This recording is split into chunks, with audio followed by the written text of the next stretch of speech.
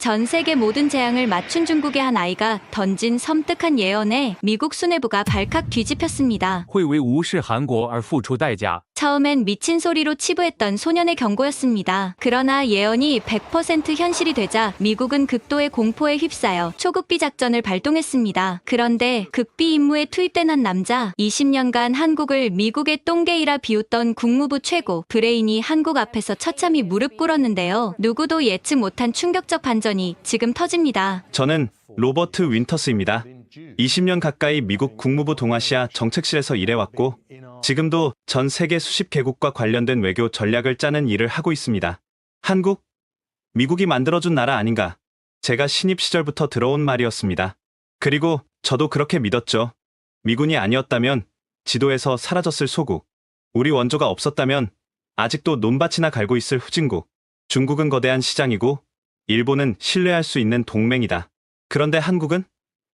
그냥 우리가 먹여 살리는 작은 나라지. 매주 금요일 브리핑에서 제가 습관처럼 내뱉던 말이었습니다. 제 책상 위엔 항상 베이징과 도쿄의 보고서가 우선순위로 쌓여 있었고 서울에서 온 문건은 기타 아시아라는 폴더에 처박혀 있었죠. 인구 5천만의 소국이 무슨 전략적 가치가 있겠습니까? 한국은 시끄럽지만 전략적으로 큰 의미는 없다. 그들이 살아있는 건 순전히 우리 덕분이다. 동료들은 웃으며 동의했고 저는 더 확신에 찼습니다. 국제관계란 결국 힘입니다. GDP, 군사력, 영토, 이 모든 면에서 한국은 그저 미국의 부속품에 불과했죠. 우리가 던져준 뼈다귀나 받아먹으며 연명하는 의존국가. 솔직히 말해서 우리가 손 떼면 한국은 일주일도 못 버틸 겁니다. 이게 제 신념이었습니다. 그런데 그 모든 확신이 산산조각 나는 날이 왔습니다. 작년 봄, 광둥성에서 발생한 그 일, 그리고 한 소년과의 만남. 그날 이후 제 세계는 완전히 뒤집혔습니다. 20년간 쌓아온 커리어도, 자부심도, 신념도 모든 것이 무너졌죠. 하지만 그 폐허 위에서 저는 처음으로 진실을 보게 되었습니다. 한국이라는 나라가 가진 진정한 가치를, 그리고 제가 얼마나 눈먼 바보였는지를. 모든 것은 그날 그 소년을 만나면서 시작되었습니다. 작년 봄, 광둥성 일대에 전례 없는 집중호우가 쏟아졌습니다. 총 누적 강수량은 1800mm. 댐이 무너졌고 전력망은 마비됐고 도시는 순식간에 검고 깊은 물속으로 잠겼습니다. 유엔은 이를 21세기 최대의 도시형 재난으로 분류했고 저는 미국 국무부를 대표해 현지 협력 회담과 국제 지원의 조율을 맡게 되었습니다. 출발 전 브리핑에서 저는 여느 때처럼 냉정하게 상황을 분석했습니다. 중국 남부의 인프라, 취약성이 드러난 사례, 향후 미중 관계에서 인도적 지원을 레버리지로 활용 가능, 인명피해보다 전략적 기회를 먼저 생각했던 겁니다. 지금 생각하면 정말 비인간적이었죠. 도착한 현장은 말 그대로 지옥 그 자체였습니다. 공항에서 시내로 가는 길목마다 물에 잠긴 차들이 버려져 있었고 곳곳에서 시신을 수습하는 구조대원들의 모습이 보였습니다. 아이의 신발이 물 위에 떠다니고 가로등 아래엔 휴대전화 불빛을 켜놓고 실종자를 기다리는 가족들이 울고 있었습니다. 임시대책본부는 한 대학 체육관에 마련되어 있었습니다. 들어서자마자 코를 찌르는 소독약 냄새와 함께 수백 명의 신음소리가 들려왔죠. 구호 텐트 안은 진흙투성이 생존자들로 가득했고 의료진은 24시간 내내 뛰어다니고 있었습니다. 윈터스 부장님, 이쪽으로 오십시오. 중국 외교부 리 차관이 저를 회의실로 안내했습니다. 상황이 예상보다 심각합니다. 사망자가 벌써 3,000명을 넘었고 실종자는 파악조차 안 됩니다. 회의실에는 각국 대표들이 모여 있었습니다. 일본, 러시아, 유럽연합, 그리고 놀랍게도 한국 대표단도 있었죠. 저는 속으로 생각했습니다. 굳이 한국까지 나설 필요가 있나? 그런데 현장 브리핑 중 이상한 보고가 하나 들어왔습니다. 차장님, 중국 고위급 회의에서 언급된 예지 능력 보유 소년입니다. 이 사태를 일주일 전에 예고했답니다. 처음엔 흘려들었습니다. 중국 내정보 조작의 과장일 수 있다고 생각했습니다. 재난이 닥치고 나면 늘 이런 류의 소문이 돌기 마련이니까요. 하지만 구체적 예언 내용과 예측된 시간표, 강우량, 붕괴 지점까지 놀랍도록 정확하게 일치하고 있었습니다. 믿기 힘든 얘기지만 리 차관이 조심스럽게 말했습니다. 공안부에서 특별 관리하는 아이입니다. 지금까지 한 번도 틀린 적이 없다고 하더군요. 그 소년은 장시성에서 태어난 아이였습니다. 이름은 18살, 정부 고위층만 접근 가능한 모종의 연구소에서 예외적 통찰력을 지닌 케이스로 관리되고 있다고 했습니다. 평범한 농촌 마을에서 태어났지만 5살 때부터 이상한 예언을 하기 시작했다는군요. 그래서 그 아이가 뭐라고 했습니까? 제가 물었습니다. 리 차관이 망설이다가 대답했습니다. 이번 재난은 시작에 불과하다고 했습니다. 그리고 이상한 말을 덧붙였는데 뭐라고요? 이건 한국을 무시한 죄에 대한 하늘의 경고라고. 그리고 더 흥미로운 건 우리 만주족과 한국인이 같은 조상을 둔다고 했습니다. 단군왕검과 고구려라고. 순간 회의실이 조용해졌습니다. 일본 대표가 먼저 웃음을 터뜨렸습니다. 중국도 이제 미신에 기대는군요. 한국이 무슨 상관입니까? 하지만 한국 대표단의 표정은 심각했습니다. 수석 대표 인정 국장이 조용히 말했습니다. 혹시 그 아이를 만날 수 있을까요? 글쎄요. 리 차관이 난처한 표정을 지었습니다. 보안상 어려울 것 같은데. 그때 문이 열리고 한 소년이 들어왔습니다. 18이라고 하기엔 너무 왜소했고 눈빛은 나이에 맞지 않게 깊었습니다. 공안부 요원 2명이 양옆을 지키고 있었죠. 처음 그를 만났을 땐 마치 기계 같은 눈빛을 하고 있었습니다. 표정 하나 없이 말했습니다. 이건 단순한 홍수가 아니에요. 하늘이 한국을 무시한 죄를 묻고 있는 겁니다. 우리 만주족과 한국인은 같은 뿌리에서 나왔어요. 단군의 후손들이죠. 고구려의 영광을 함께 나눴던 형제들입니다. 그런데 우리는 그들의 지혜를 무시했어요. 그 말을 듣는 순간 회의실에 있던 사람들의 분위기가 싸늘하게 바뀌었습니다. 한국이라고? 누군가 피식 웃었고 누군가는 고개를 젓고 나갔습니다.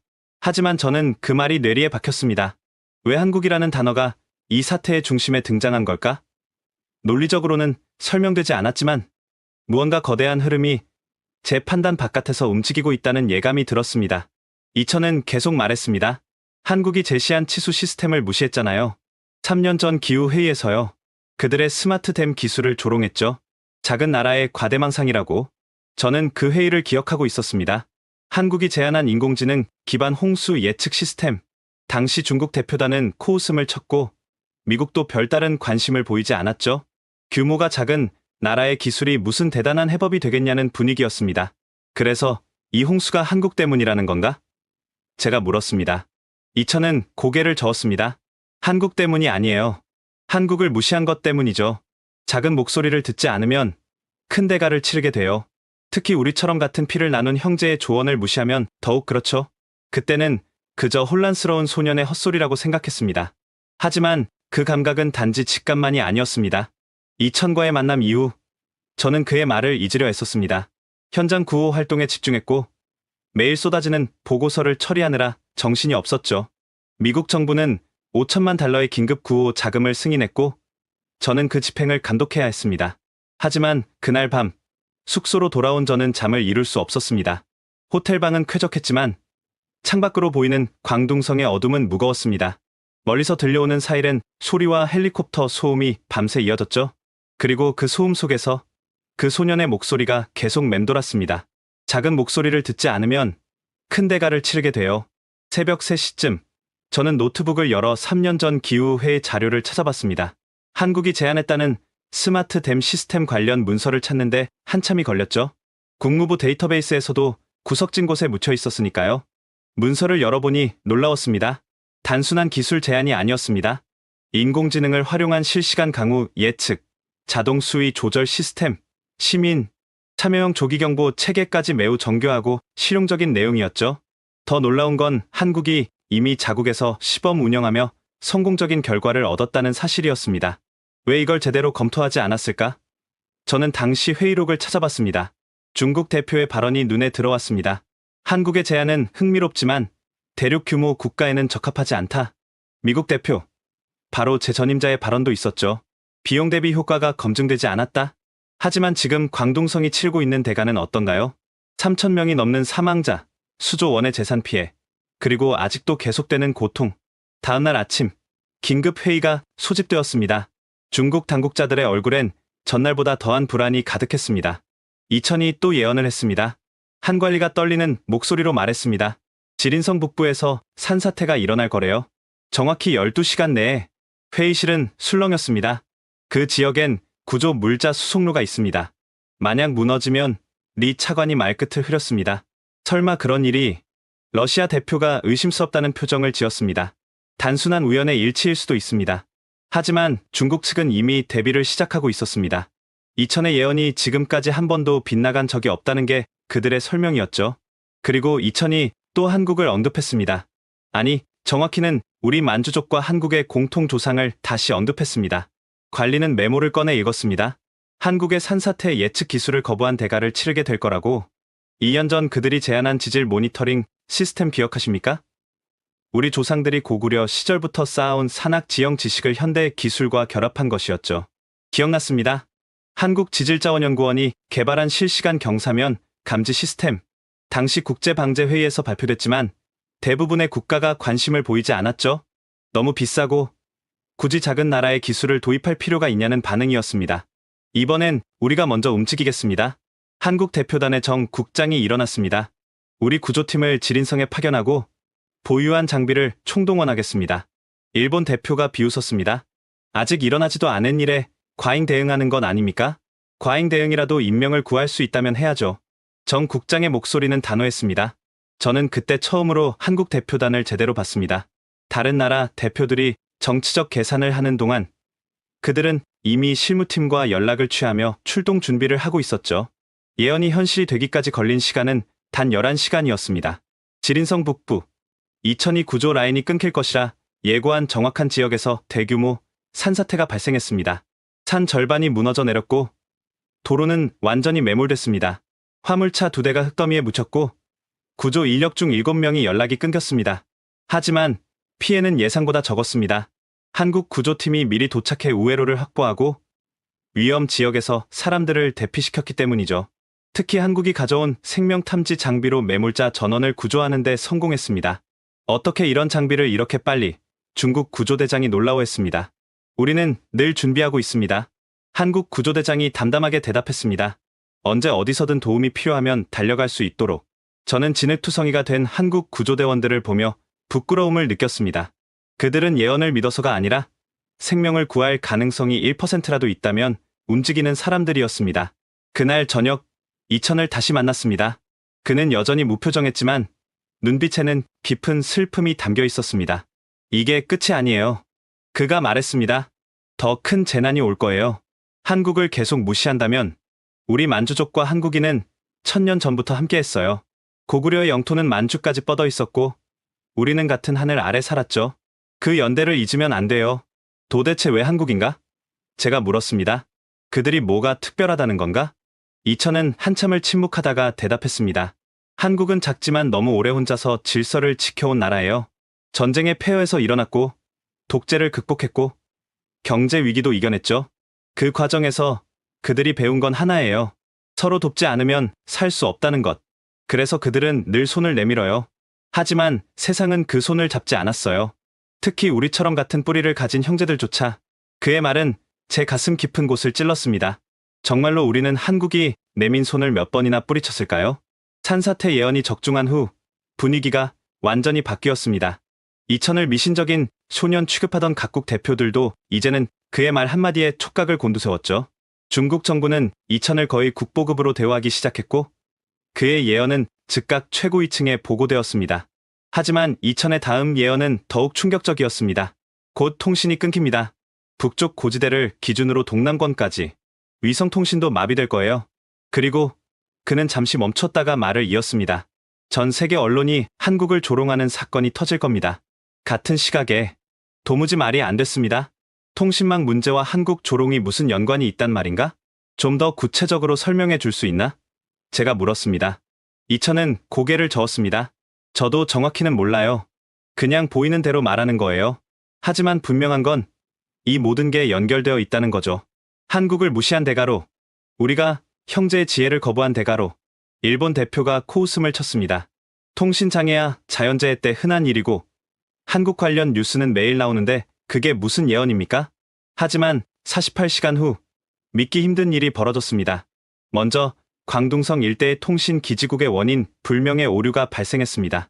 처음엔 단순한 과부하로 생각했지만 곧 심각한 시스템 에러임이 밝혀졌죠.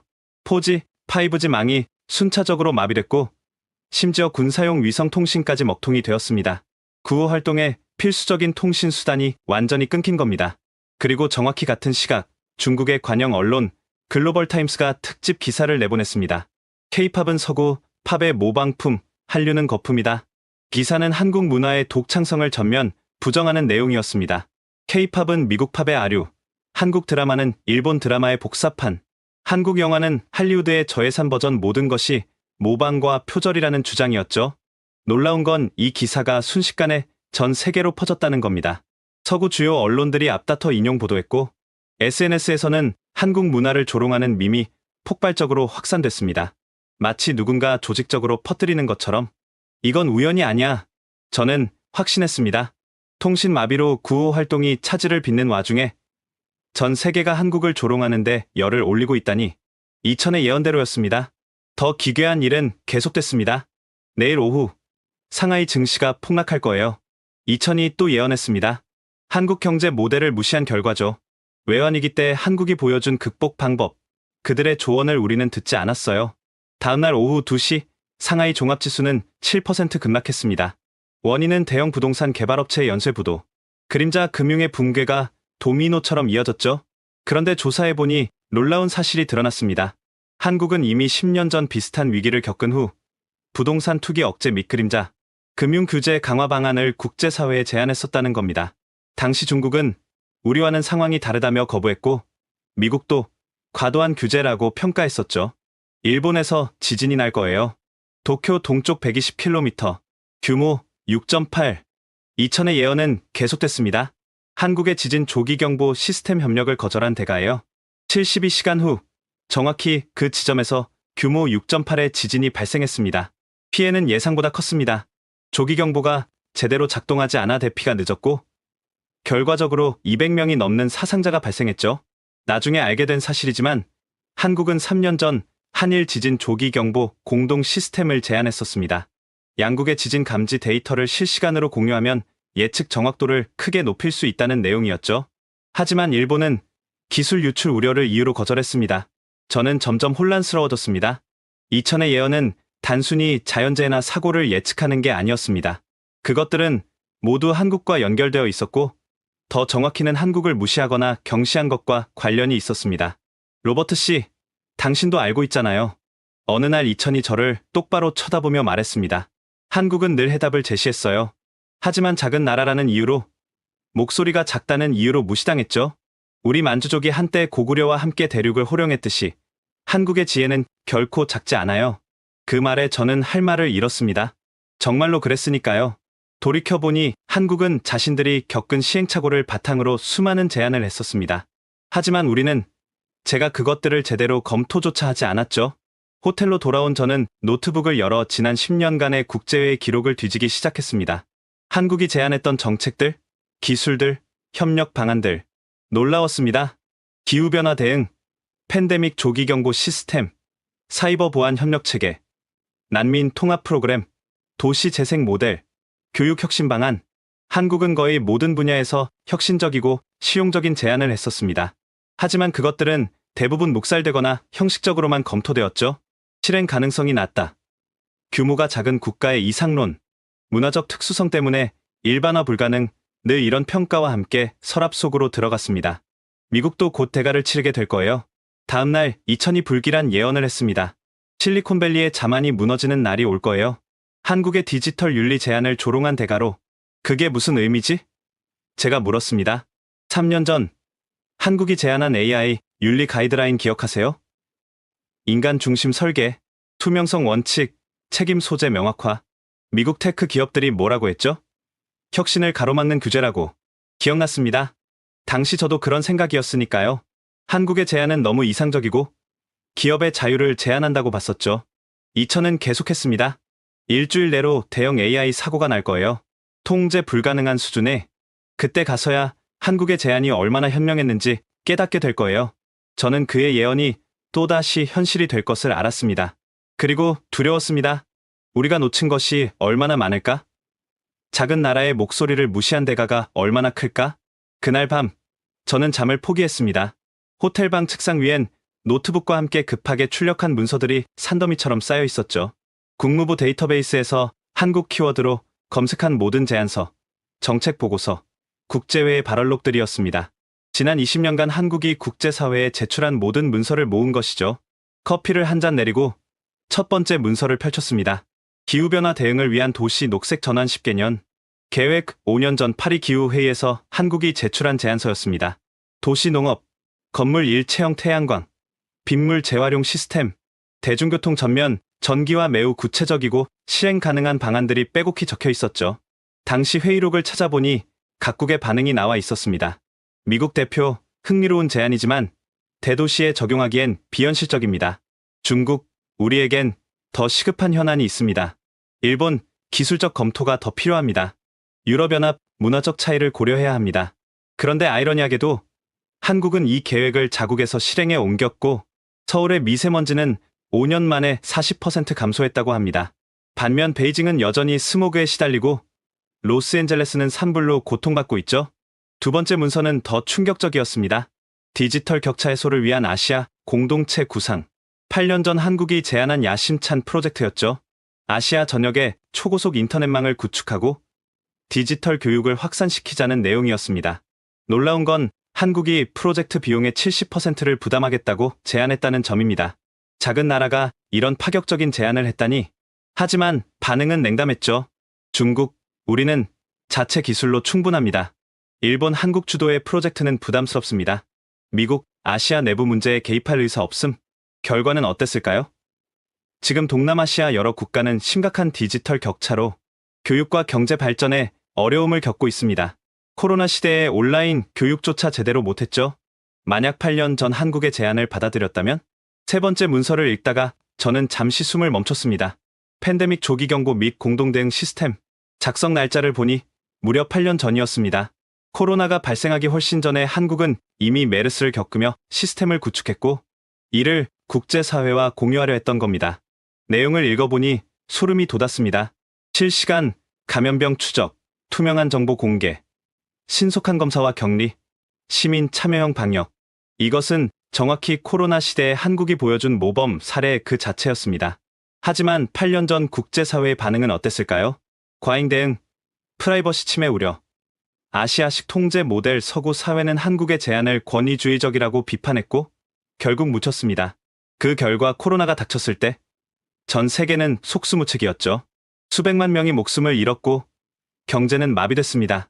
반면 한국은 이미 준비된 시스템으로 피해를 최소화했고요. 정말 만약 8년 전에 한국의 제안을 진지하게 검토했다면 그 많은 생명을 구할 수 있지 않았을까요? 네 번째 문서는 제 전공 분야와 직접 관련된 것이었습니다. 신뢰 기반 다자 외교의 가능성. 중견국 한국의 제안. 한국이 제시한 새로운 외교 패러다임이었죠. 핵심은 간단했습니다. 힘의 균형이 아닌 신뢰의 네트워크, 제로섬 게임이 아닌 상생의 구조를 만들자는 것. 구체적으로는 분쟁 지역 중재, 개발 협력, 문화 교류를 통해 신뢰를 쌓고 그것을 바탕으로 안보와 경제 협력을 확대하자는 제안이었습니다. 솔직히 처음 읽었을 땐 너무 이상적이라고 생각했습니다. 국제정치는 결국 힘의 논리라고 믿었으니까요. 하지만 한국은 실제로 그것을 실천하고 있었습니다. 중동 평화 프로세스에서 조용히 중재 역할을 하고 아프리카의 병원과 학교를 짓고 중남미의 기술 교육을 지원하고. 왜 이렇게 하는 거지? 저는 궁금했습니다. 작은 나라가 왜 이런 일에 나서는 걸까? 다섯 번째 문서에서 답을 찾았습니다. 한국 외교부 장관의 연설문이었죠. 우리는 전쟁과 분단, 가난과 독재를 모두 겪었습니다. 국제사회의 도움 없이는 불가능했을 일들을 해냈죠. 이제는 우리가 받은 것을 돌려줄 때입니다. 우리가 겪은 아픔을 다른 나라는 겪지 않기를 바라는 마음으로. 그 순간 저는 깨달았습니다. 한국의 제안들이 왜 그토록 구체적이고 실용적이었는지. 그들은 직접 겪어봤기 때문입니다. 전쟁의 폐허에서 경제 기적을 이뤘고, 독재에서 민주주의로 전환했고, IMF 위기를 극복했고, 메르스와 싸웠고, 그 모든 경험이 녹아있는 제안들이었던 겁니다. 여섯 번째 문서를 펼치던 중 저는 깜짝 놀랐습니다. 제 이름이 언급되어 있었거든요. 3년 전 한미 전략 대화에서 한국 측이 제안한 동북아 평화 구상에 대해 제가 작성한 검토 의견이었습니다. 한국의 제안은 감상적이고 비현실적이다. 북한 문제를 너무 낙관적으로 보고 있으며 중국의 부상을 과소평가하고 있다.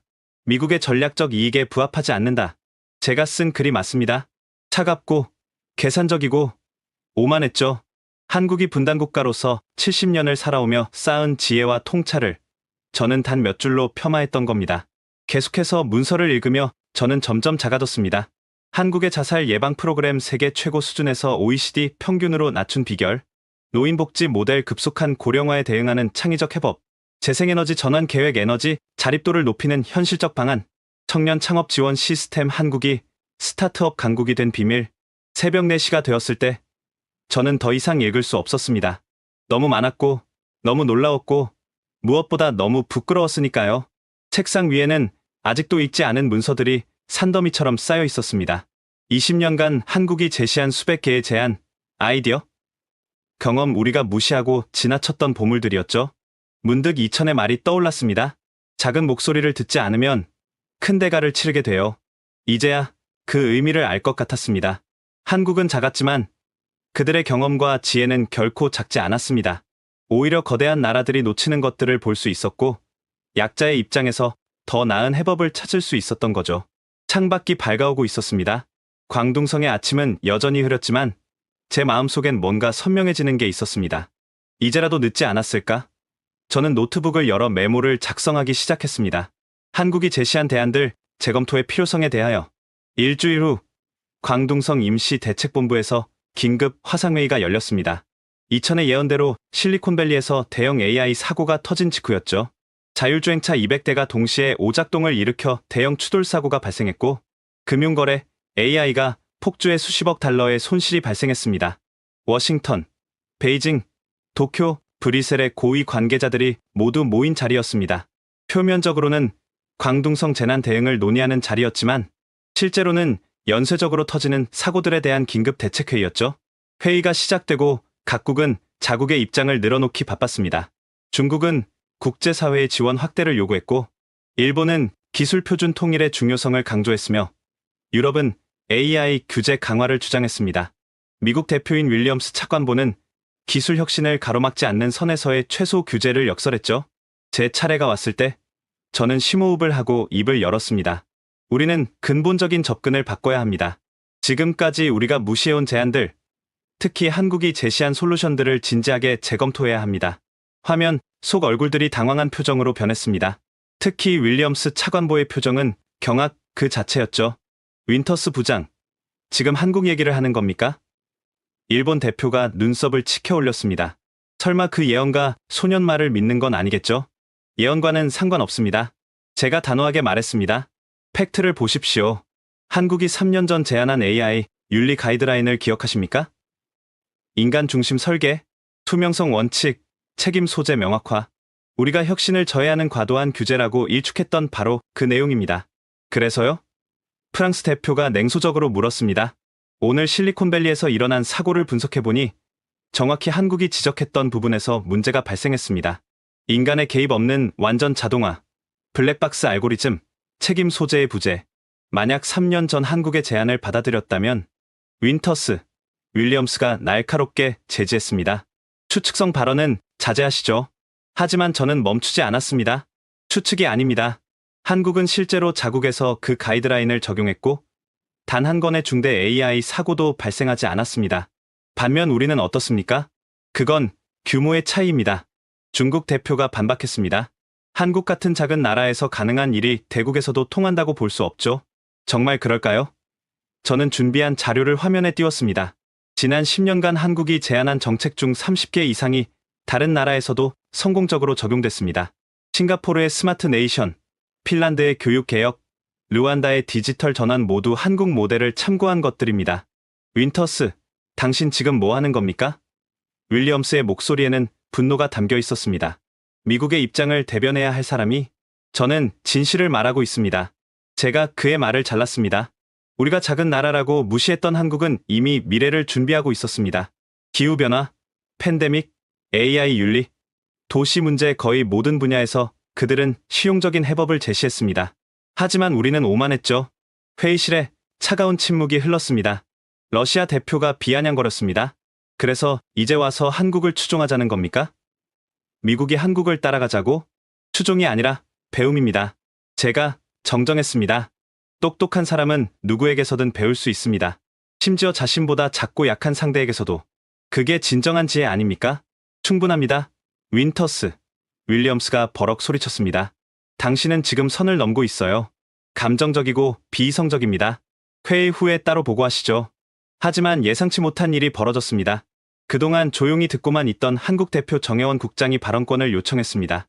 윈터스 부장님의 말씀에 감사드립니다. 그녀의 목소리는 차분했습니다. 하지만 한국은 누구도 따라오라고 강요한 적 없습니다. 우리는 그저 우리의 경험을 나누고 싶었을 뿐입니다. 실패와 성공, 아픔과 극복의 경험을요. 정 국장은 잠시 멈췄다가 말을 이었습니다. 우리가 작은 나라인 건 맞습니다. 하지만 작기에 민첩할 수 있었고 약하기에 협력할 수밖에 없었습니다. 그 과정에서 배운 것들을 국제사회와 나누고 싶었던 겁니다. 받아들이고 안 받아들이고는 각국의 선택이죠. 그녀의 말에는 원망도 자만도 없었습니다. 그저 담담한 진실만이 있었죠. 오히려 그래서 더 울림이 있었습니다. 한 가지만 말씀드리겠습니다. 정 국장이 마지막으로 덧붙였습니다. 위기는 계속될 겁니다. 기후변화, 새로운 팬데믹, AI 위험, 사회 갈등, 어느 한 나라도 혼자서는 해결할 수 없습니다. 큰 나라도, 작은 나라도 서로의 지혜가 필요합니다. 그게 우리가 계속 손을 내미는 이유입니다.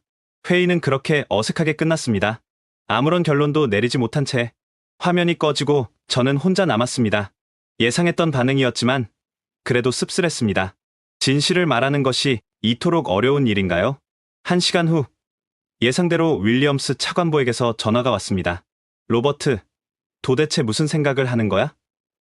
20년간 쌓아온 커리어를 날려버릴 셈인가? 저는 단지 그만, 그가 소리쳤습니다. 당장 워싱턴으로 돌아와. 재배치를 논의해야겠어. 넌 이제 동아시아 담당에서 빠지는 게 좋겠어. 전화를 끊고 나서 저는 오랫동안 의자에 앉아 있었습니다. 창밖으로는 여전히 복구 작업이 한창이었고 그 후 물자를 나르는 트럭들이 줄지어 지나갔습니다. 20년 커리어가 이렇게 끝나는구나 하는 생각이 들었습니다. 하지만 이상하게도 후회는 없었습니다. 적어도 한 번은 진실을 말했으니까요. 비록 아무도 듣지 않았지만 책상 위에는 며칠 전 작성한 보고서가 놓여 있었습니다. 한국이 제시한 대안들 재검토 필요성에 대하여. 아마 이 보고서는 영원히 빛을 보지 못하겠죠. 그때 노크 소리가 들렸습니다. 문을 열자 정혜원 국장이 서 있었습니다. 커피 한잔 하실래요? 그녀가 물었습니다. 호텔 로비 카페에서 마주 앉은 우리는 한동안 말이 없었습니다. 감사합니다. 정 국장이 먼저 입을 열었습니다. 오늘 회의에서 용기 있는 발언 해주셔서 별 도움이 안 됐는데요. 제가 씁쓸하게 웃었습니다. 오히려 제 입지만 나빠졌죠. 그렇지 않아요. 그녀가 고개를 저었습니다. 적어도 한 사람은 우리의 목소리를 들어줬잖아요. 그것만으로도 의미가 있습니다. 정 국장은 가방에서 서류 하나를 꺼냈습니다.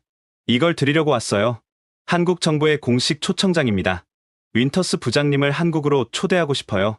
비공식 방문으로요. 지금 제 상황을 아시잖아요. 제가 한숨을 쉬었습니다. 곧 보직 해임될 텐데. 그래서 더 오셔야죠.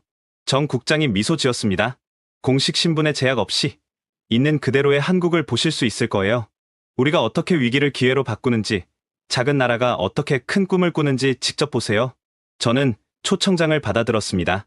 더 이상 잃을 것도 없었고 무엇보다 궁금했습니다. 그들이 가진 힘의 원천이 무엇인지. 근데 하나 물어봐도 될까요? 제가 조심스럽게 물었습니다. 왜 계속 제안하는 겁니까? 계속 거절당하는데도. 정 국장은 잠시 생각하다가 대답했습니다. 6.25 전쟁 때 16개국이 우리를 도왔어요. 그들이 없었다면 오늘의 한국은 없었겠죠. 우리는 그 빚을 잊지 않습니다. 이제 갚을 차례라고 생각해요. 설령 받아주지 않더라도. 그녀의 말에서 저는 한국이라는 나라의 본질을 엿볼 수 있었습니다. 받은 것을 잊지 않고 갚을 기회를 찾는 나라. 거절당해도 포기하지 않고 계속 손을 내미는 나라. 일주일 후에 출발하겠습니다. 제가 결심했습니다. 현명한 선택이에요. 정 국장이 일어서며 말했습니다. 아, 그리고 이천이 전하는 말이 있어요. 뭐라고 했나요? 변화는 항상 외로운 사람에게서 시작된다. 하지만 혼자가 아니다. 그 말을 남기고 정 국장은 떠났습니다. 저는 홀로 남아 초청장을 다시 펼쳐봤습니다. 대한민국 정부는 로버트 윈터스 선생님을 초청합니다. 갑자기 가슴이 뛰기 시작했습니다. 20년 만에 처음으로 정책 문서가 아닌 실제 사람들을 만나러 가는 거였으니까요. 일주일이 지나고 저는 인천공항행 비행기에 몸을 실었습니다. 출발 전날 윌리엄스 차관보로부터 최후 통첩을 받았죠. 지금이라도 사과하고 돌아오면 다른 부서로 전보는 시켜주겠다. 하지만 한국에 가면 끝이다. 저는 정중히 거절했습니다. 죄송합니다. 하지만 제가 봐야 할 것이 있습니다. 14시간의 비행 동안 저는 많은 생각을 했습니다. 20년간 책상에서 전략을 짜며 살았던 제가 이제 현장으로 가고 있다는 사실이 비현실적으로 느껴졌죠. 더구나 그동안 경시했던 나라로 말입니다. 인천공항에 도착했을 때 놀랍게도 정혜원 국장이 직접 마중을 나와 있었습니다. 먼 길 오셨습니다. 환영합니다. 윈터스 선생님. 이제 부장이 아닙니다. 제가 씁쓸하게 웃었습니다. 그냥 로버트라고 불러주세요. 한국에서는 직책보다 사람이 중요해요. 정 국장이 미소 지었습니다. 윈터스 선생님은 여전히 존경받을 분입니다. 공항에서 서울로 가는 길, 저는 차창밖 풍경의 놀라움을 금치 못했습니다. 깨끗하고 정돈된 도로, 곳곳에 보이는 녹지, 건물마다 설치된 태양광 패널들, 많이 변했죠? 정 국장이 제 시선을 알아차리고 말했습니다. 10년 전만 해도 여기는 그저 평범한 고속도로였어요. 하지만 지금은 도로 자체가 에너지를 생산하고 빗물을 정화하고 공기를 깨끗하게 만들죠. 어떻게 이게 가능한가요? 제가 물었습니다. 비용이 엄청났을 텐데. 처음엔 그랬죠. 하지만 장기적으로 보면 오히려 이익이에요. 에너지 수입이 줄고 의료비가 감소하고 삶의 질이 높아지니까요. 무엇보다 그녀가 잠시 멈췄다가 말을 이었습니다. 시민들이 자발적으로 참여했어요. 정부가 강요한 게 아니라 모두가 필요성을 느끼고 동참했죠. 서울 도심에 들어서자 더욱 놀라운 광경이 펼쳐졌습니다. 고층 빌딩들의 벽면은 수직 정원으로 덮여 있었고 옥상마다 도시 농장이 조성되어 있었습니다. 거리의 가로등은 태양광과 풍력으로 작동했고 버스 정류장은 미세먼지를 정화하는 기능을 갖추고 있었죠. 저게 청계천입니다. 정 국장이 가리켰습니다. 20년 전엔 고가도로였죠. 지금은 시민들의 쉼터가 됐어요. 청계천을 따라 걷는 사람들의 표정이 평화로워 보였습니다. 출근 시간인데도 서두르는 기색 없이 여유가 있었죠. 호텔에 체크인한 후 정 국장이 일정을 설명했습니다. 오늘은 편히 쉬시고 내일부터 본격적으로 둘러보시죠. 재난대응센터, 스마트시티 통합관제실, 녹색기술연구소, 그리고 평범한 시민들의 일상도 보여드릴게요. 평범한 일상이요? 네. 사실 그게 가장 중요하거든요. 기술이나 시스템보다 그것을 사용하는 사람들의 마음가짐이 핵심이에요. 저녁은 정 국장의 안내로 작은 한정식집에서 먹었습니다. 놀랍게도 식당 한편에는 수경재배 시설이 있었고 주인 할머니가 직접 재배한 채소로 요리를 했죠. 전기료? 태양광으로 충당하니 걱정 없어요. 할머니가 자랑스럽게 설명했습니다. 처음엔 어렵더니 이제는 손자랑 같이 돌봐요. 애가 여기서 과학 숙제도 하고 그래요. 식사를 하며 정 국장과 많은 이야기를 나눴습니다. 한국이 왜 이토록 미래를 준비하는지 아세요? 그녀가 물었습니다. 글쎄요. 위기를 많이 겪어서? 맞아요. 하지만 더 근본적인 이유가 있어요. 정 국장이 젓가락을 내려놓았습니다. 우리는 자원이 없어요. 땅도 좁고 인구도 적고 가진 건 사람뿐이죠. 그래서 사람에 투자하고 미래에 투자하는 거예요. 다른 선택지가 없으니까요. 그런데도 국제사회와 공유하려고 하는 이유는 혼자서는 한계가 있으니까요. 그녀가 진지하게 대답했습니다. 기후변화, 팬데믹, 경제위기 이런 건 국경이 없잖아요. 모두가 함께 대응해야 해요. 우리가 아무리 잘해도 이웃이 무너지면 우리도 위험하죠. 식사를 마치고 호텔로 돌아오는 길, 저는 한강을 따라 걸었습니다. 밤 10시가 넘었는데도 산책하는 시민들이 많았고 모두가 안전하고 평화로워 보였습니다. 그때 인상적인 장면을 목격했습니다. 한 노인이 벤치에서 일어나다가 지팡이를 떨어뜨렸는데 주변에 있던 젊은이 서너 명이 동시에 달려가 도왔습니다. 특별할 것 없는 일상의 한 장면이었지만 왠지 가슴이 뭉클했습니다. 이런 나라였구나. 저는 깨달았습니다. 기술도 중요하지만 그 기술을 사용하는 사람들의 마음이 더 중요한 나라. 호텔 방으로 돌아와 창밖을 바라봤습니다. 서울의 야경은 화려했지만 과하지 않았고 밝았지만 눈부시지 않았습니다. 모든 것이 조화를 이루고 있었죠. 책상 위에 놓인 일정표를 다시 봤습니다. 내일부터 일주일간 한국의 다양한 모습을 볼 예정이었죠. 재난대응 시스템, 스마트시티, 교육 현장, 그리고 평범한 사람들의 일상까지. 대체 무엇이 이 나라를 이렇게 만들었을까? 저는 궁금했습니다. 그리고 더 중요한 질문이 떠올랐습니다. 우리는 왜 이런 나라의 목소리를 듣지 않았을까? 침대에 누워서도 잠이 오지 않았습니다. 20년간 믿어왔던 모든 것이 흔들리고 있었으니까요. 큰 나라가 작은 나라를 이끈다. 힘이 정이다. 전략이 우선이다. 이 모든 믿음이 과연 옳았을까요? 창밖에서 들려오는 도시의 소리가 평화로웠습니다. 사이렌도 경적도 거의 들리지 않았죠. 마치 도시 전체가 서로를 배려하며 조용히 쉬고 있는 것 같았습니다. 내일은 무엇을 보게 될까? 설렘과 두려움이 동시에 밀려왔습니다. 제가 20년간 쌓아온 세계관이 완전히 무너질 수도 있다는 두려움과 새로운 세상을 발견할 수 있다는 설렘이었죠. 다음날 아침, 정혜원 국장이 호텔 로비에서 저를 기다리고 있었습니다. 그녀 옆에는 젊은 남자가 서 있었는데 소개를 받고 놀랐습니다. 안녕하세요. 저는 김태우입니다. 서울시 스마트 도시과에서 일하고 있어요. 태우라는 이름을 듣는 순간 이천이 했던 말이 떠올랐습니다. 한국엔 미래를 보는 사람들이 많아요. 단지 세상이 그들의 목소리를 듣지 않을 뿐이죠. 첫 번째 목적지는 서울시 재난대응센터였습니다. 건물에 들어서자마자 거대한 스크린들이 눈에 들어왔습니다.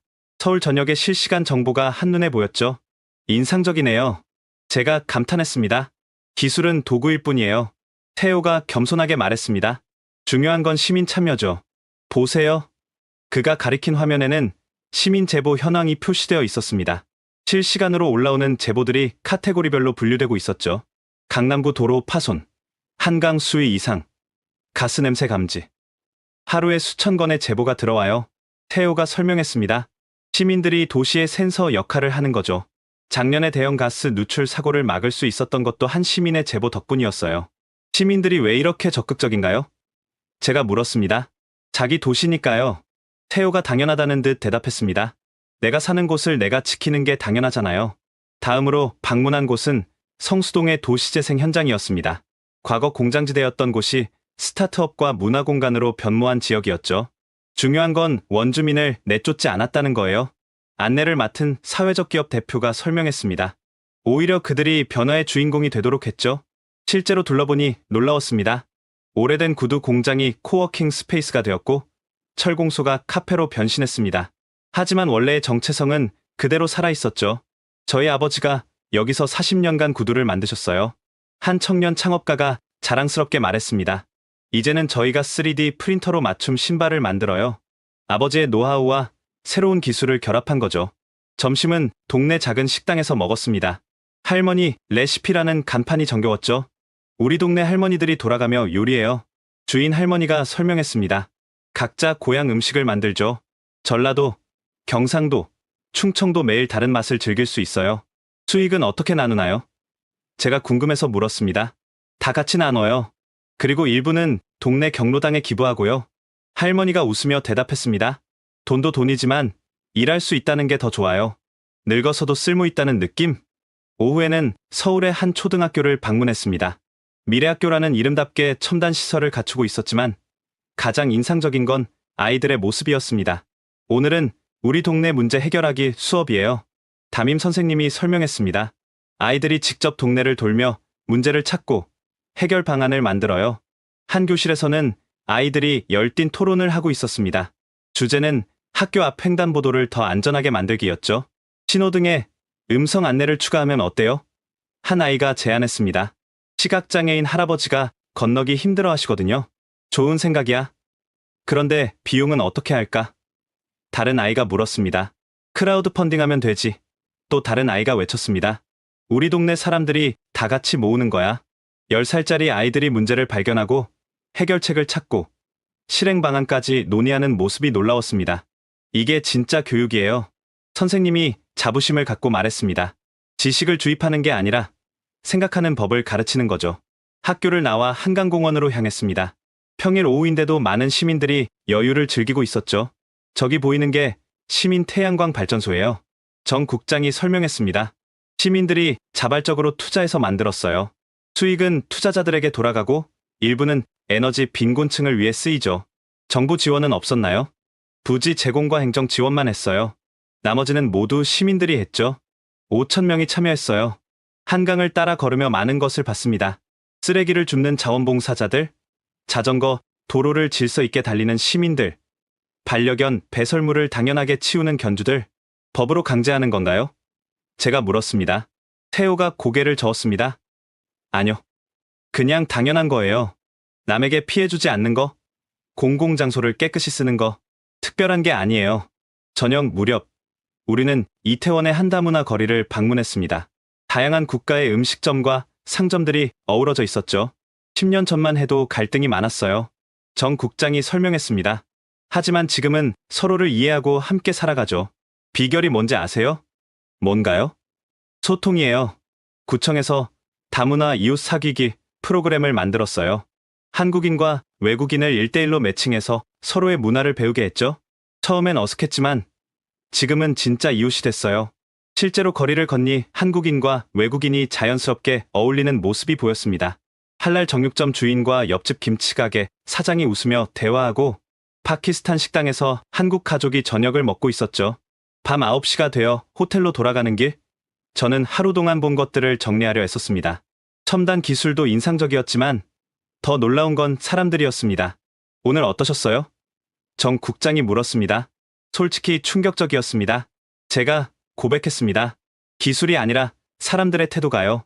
어떻게 이런 시민의식이 가능한가요?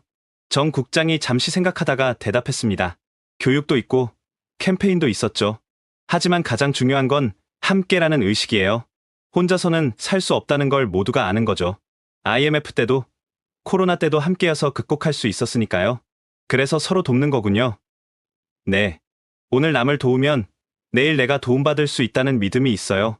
그게 우리의 사회적 자본이죠. 호텔에 도착해 헤어지기 전 정 국장이 말했습니다. 내일은 좀 다른 걸 보여드릴게요. 한국의 어두운 면도 있거든요. 완벽한 나라는 없으니까요. 그것도 보고 싶습니다. 제가 진심으로 말했습니다. 진짜 한국을 알고 싶어요. 방으로 돌아와 일기를 썼습니다. 오늘 나는 미래를 봤다. 그것은 기술의 미래가 아니라 사람의 미래였다. 서로를 배려하고 함께 문제를 해결하고 다음 세대를 생각하는 사람들. 한국이 작지만 강한 이유를 이제 알 것 같다. 그들은 혼자가 아니기 때문이다. 창밖으로 보이는 서울의 밤은 여전히 평화로웠습니다. 이 평화가 저절로 만들어진 게 아니라 수많은 사람들의 노력과 배려로 유지되고 있다는 걸 이제는 알 수 있었습니다. 한국에서의 일주일은 제 인생의 전환점이었습니다. 매일 새로운 것을 보고 배웠고 그때마다 제가 얼마나 편협한 시각을 가지고 있었는지 깨달았죠. 물론 한국도 완벽하지는 않았습니다. 높은 자살률, 저출산, 과도한 경쟁 등 어두운 면도 분명히 있었죠. 하지만 그들은 문제를 숨기지 않고 직면하며 해결책을 찾고 있었습니다. 돌아가는 비행기 안에서 저는 보고서를 쓰기 시작했습니다. 대한민국 재설정 보고서, 작지만 정직한 나라가 세계에 가르쳐주는 것들. 보고서는 이렇게 시작했습니다. 우리는 지금까지 국가의 가치를 잘못 측정해왔다. GDP, 군사력, 영토 크기로 한 나라를 평가하면서 정작 중요한 것을 놓쳤다. 사회적 신뢰, 시민의식, 미래 대비 능력, 그리고 무엇보다 인간적 품위. 한국은 이 모든 면에서 우리보다 앞서 있었다. 워싱턴으로 돌아온 후 예상대로 저는 해고 통보를 받았습니다. 20년 커리어가 한순간에 끝난 것이죠. 하지만 이상하게도 후회는 없었습니다. 오히려 자유로워진 기분이었죠. 저는 프리랜서 컨설턴트가 되기로 했습니다. 그리고 첫 번째 프로젝트로 제 보고서를 여러 매체와 기관에 배포했습니다. 처음엔 반응이 미미했습니다. 하지만 일주일 후 뜻밖의 연락을 받았습니다. 워싱턴 포스트의 안나 로드리게스 기자였죠. 윈터스 씨, 보고서 잘 읽었습니다. 정말 흥미로운 내용이네요. 특히 한국의 시민 참여형 도시 운영 부분이요. 인터뷰 가능하신가요? 인터뷰 기사가 나간 후 반응은 폭발적이었습니다. 전 미 국무부 고위 관리, 한국에서 미래를 보다. 작은 나라의 큰 지혜, 미국은 무엇을 놓쳤나? 물론 비판도 많았습니다. 보수 언론들은 저를 이상주의자, 반미주의자라고 공격했고 전 동료들 중 일부는 한국에 며칠 가서 세뇌당했다고 조롱했죠. 하지만 놀라운 일이 벌어졌습니다. 시민사회단체들이 제 보고서에 주목하기 시작한 겁니다. 시애틀의 한 환경단체에서 연락이 왔습니다. 한국의 제로웨이스트 모델을 우리 도시에 적용하고 싶습니다. 도와주실 수 있나요? 디트로이트 시청에서도 연락이 왔습니다. 도시재생 프로젝트의 한국 사례를 참고하고 싶은데 자문을 부탁드립니다. 더 놀라운 건 일반 시민들의 반응이었습니다. 제 이메일로 수백 통의 메일이 쏟아졌죠. 드디어 누군가 진실을 말해줬네요. 우리도 할 수 있다는 희망을 주셔서 감사합니다. 저희 동네에서도 한국식 주민 참여 프로그램을 시작했어요. 벌써 100명이 참여했답니다. 3개월 후 상원 외교위원회의 엘리자베스 워런 의원이 청문회에서 제 보고서를 언급했습니다. 우리는 지금까지 외교의 본질을 놓치고 있었습니다. 힘의 과시가 아닌 상호학습, 지배가 아닌 협력, 한국이 보여준 모델을 진지하게 검토해야 합니다. 그 발언 이후 분위기가 조금씩 바뀌기 시작했습니다. 국무부 내에 혁신 외교 태스크포스가 만들어졌고 한국을 비롯한 중견국들의 정책을 연구하기 시작했죠. 6개월 후 백악관에서 연락이 왔습니다. 대통령 자문위원으로 일해달라는 제안이었죠. 저는 조건을 달았습니다. 한국과의 협력을 최우선 과제로 삼는다면 수락하겠습니다. 놀랍게도 그들은 동의했습니다. 첫 프로젝트는 한미 스마트시티 협력 사업이었습니다. 5개 미국 도시에 한국의 도시 운영 모델을 적용하는 시범 사업이었죠. 1년 후 결과는 놀라웠습니다. 시민 참여율 300% 증가, 에너지 효율 40% 개선, 범죄율 25% 감소. 숫자가 모든 걸 말해줬습니다. 더 중요한 변화는 시민들의 태도였습니다. 우리도 할 수 있다는 자신감이 생겼고 함께하면 더 낫다는 공동체 의식이 싹 텄죠. 국제무대에서도 변화가 일어났습니다. 유엔과 OECD에서 한국 모델을 공식 의제로 다루기 시작했고 많은 국가들이 한국의 경험을 배우려 했습니다. 그리고 마침내 작년 가을 역사적인 순간이 왔습니다. 미국 대통령이 한국을 국빈 방문하면서 이렇게 연설한 겁니다. 한국은 우리에게 21세기의 리더십이 무엇인지 보여줬습니다. 크기가 아닌 지혜로, 힘이 아닌 협력으로 세계를 이끄는 법을 가르쳐줬죠. 오늘 우리는 새로운 동반자십을 시작합니다. 서로에게서 배우고 함께 성장하는 관계를. 연설을 들으며 저는 2000의 마지막 예언을 떠올렸습니다. 언젠가 세계는 깨닫게 될 거예요. 진정한 힘은 지배가 아닌 공유에서 나온다는 것을, 그리고 한국이 그 길을 먼저 걸었다는 것을. 우리 만주족과 한국인이 1000년 전 고구려에서 함께했듯이 이제 다시 손을 잡을 때가 왔어요. 예언은 현실이 되고 있었습니다. 지금으로부터 1년이 지난 현재, 저는 글로벌 혁신 공유 연구소의 소장으로 일하고 있습니다. 한국 정부와 미국 정부가 공동으로 설립한 기관이죠. 우리의 임무는 각국의 혁신 사례를 연구하고 공유하여 전 세계가 함께 발전할 수 있도록 돕는 것입니다. 매일 아침 출근하면서 저는 3년 전과는 완전히 다른 사람이 되었음을 느낍니다. 한때는 냉정한 전략가였지만 이제는 따뜻한 협력자가 되었죠. 힘의 논리를 신봉했지만 이제는 공감의 가치를 믿습니다. 오늘도 흥미로운 프로젝트들이 진행 중입니다. 방글라데시의 한국의 스마트팜 기술을 전수하고 케냐의 디지털 교육 시스템을 구축하고 멕시코시티의 대중교통 통합 관제 시스템을 만들고 있죠. 모든 프로젝트의 핵심은 현지화입니다. 한국 모델을 그대로 복사하는 게 아니라 각 나라의 상황에 맞게 변형하고 적용하는 거죠. 한국이 우리에게 가르쳐준 가장 중요한 교훈이 바로 그것이었습니다. 정답은 하나가 아니며 각자의 길이 있다는 것. 얼마 전 정혜원 국장이 워싱턴을 방문했습니다. 이제는 외교부 차관이 된 그녀와 오랜만에 저녁을 먹었죠. 많이 변하셨네요. 윈터스 소장님. 그녀가 웃으며 말했습니다. 한국이 저를 바꿨죠. 제가 진심으로 대답했습니다. 아니, 정확히는 한국이 보여준 가능성이 저를 바꿨어요. 우리도 많이 배웠어요. 정 차관이 말했습니다. 미국의 개방성과 도전 정신, 그리고 실패를 두려워하지 않는 문화, 그것들이 우리에게도 필요했거든요. 그녀의 말이 맞았습니다. 이제 우리는 서로에게서 배우고 있었습니다. 한국은 미국의 역동성을 배우고 미국은 한국의 공동체 정신을 배우고 있죠.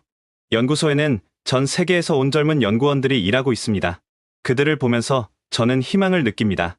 이들은 처음부터 협력과 공유의 가치를 알고 있으니까요.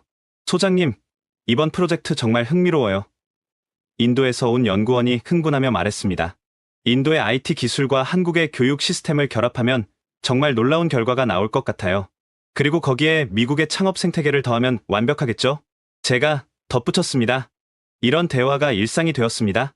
더 이상 어느 한 나라가 모든 답을 가지고 있다고 생각하지 않습니다. 각자가 가진 장점을 모으면 더 나은 해답을 찾을 수 있다는 걸 모두가 알게 되었죠. 가장 뿌듯한 건 실제 변화가 일어나고 있다는 점입니다. 디트로이트는 이제 미국의 서울이라 불리며 도시재생의 모범 사례가 되었고 시애틀의 제로웨이스트 운동은 전국으로 확산되고 있습니다. 한국도 변했습니다. 미국과의 협력을 통해 더 개방적이고 유연한 사회가 되고 있죠. 실패를 용인하는 문화가 생기고 다양성을 포용하는 분위기가 확산되고 있습니다. 며칠 전 이천에게서 편지가 왔습니다. 그는 이제 대학생이 되었고 환경공학을 공부하고 있다고 했습니다. 윈터스 아저씨, 제 예언을 기억하시나요? 변화는 외로운 사람에게서 시작되지만 혼자가 아니다. 아저씨가 그 증명이에요. 이제 세상은 정말로 변하고 있어요. 우리 만주족과 한국인의 천년 인연이 다시 이어지듯 전 세계가 서로의 지혜를 나누고 있어요. 편지를 읽으며 저는 미소 지었습니다. 그의 예언은 모두 현실이 되었으니까요. 창밖으로 워싱턴의 거리가 보입니다. 3년 전과는 많이 달라졌죠. 거리 곳곳에 텃밭이 생겼고 자전거, 도로가 확충됐으며 시민들이 자발적으로 거리를 청소합니다. 완벽하지는 않지만 조금씩 나아지고 있습니다. 저녁이 되어 퇴근하면서 저는 늘 같은 생각을 합니다. 오늘도 한 걸음 더 나아갔구나. 집으로 가는 길에 한국마트에 들렀습니다. 이제는 김치도 즐겨 먹고 된장찌개도 끓일 줄 압니다. 계산대에서 만난 한국인 주인 아저씨가 반갑게 인사했습니다. 어서 오세요. 윈터스 씨. 오늘은 뭘 찾으세요? 고추장 좀 살게요. 비빔밥 만들려고요. 오, 이제 완전 한국인 다 됐네요. 아저씨가 웃으며 말했습니다. 집에 돌아와 저녁을 준비하며 저는 다시 한번 깨달았습니다. 변화는 거창한 것에서 시작되는 게 아니라는 것을. 작은 이해와 존중, 열린 마음과 배우려는 자세, 그것이 모여 큰 변화를 만든다는 것을. 오늘 밤도 저는 일기를 씁니다. 한국은 나에게 새로운 눈을 주었다.